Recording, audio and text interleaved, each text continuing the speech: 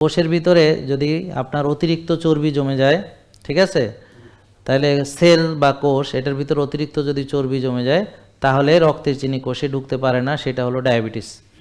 এখন কোষ খালি থাকলে ডায়াবেটিস হওয়ার কোনো সুযোগ নেই।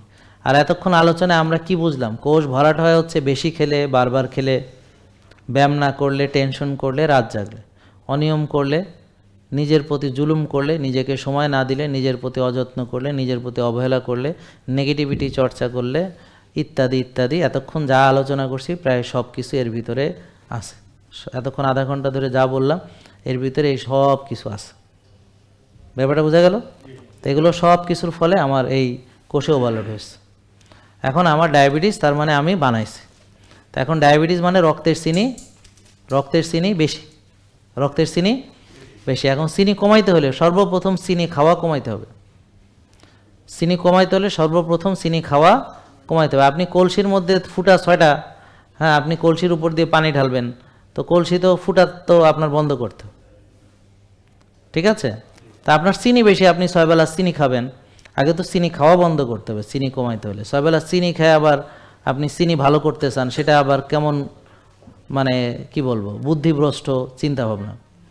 তাহলে চিনি বেশি আপনি বুঝবেন কিভাবে?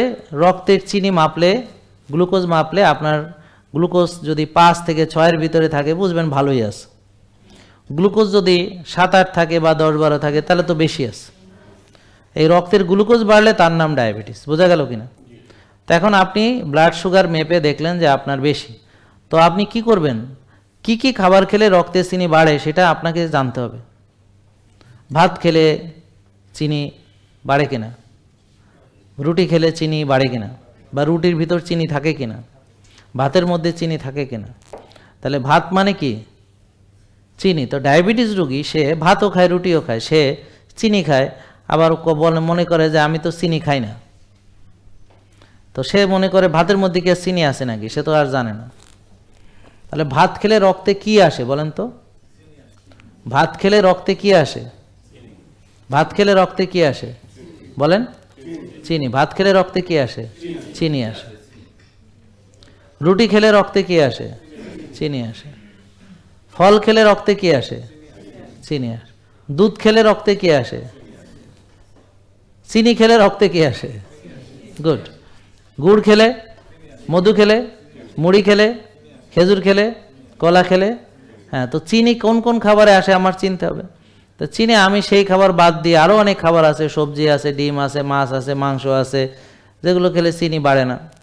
সয়াবিন তেলের বদলে খাঁটি সরিষার তেল আছে, অলিভ অয়েল আছে, জৈতুনের তেল আছে, নারকেলের তেল আছে, হ্যাঁ, ঘি আছে, অনেক কিছুই আছে। তো আপনার বিকল্প খাবার অনেক আছে, শক্তিশালী খাবার অনেক আছে। জেকে লাইফস্টাইল লিমিটেড, ওষুধ মুক্ত সুস্থ জীবন।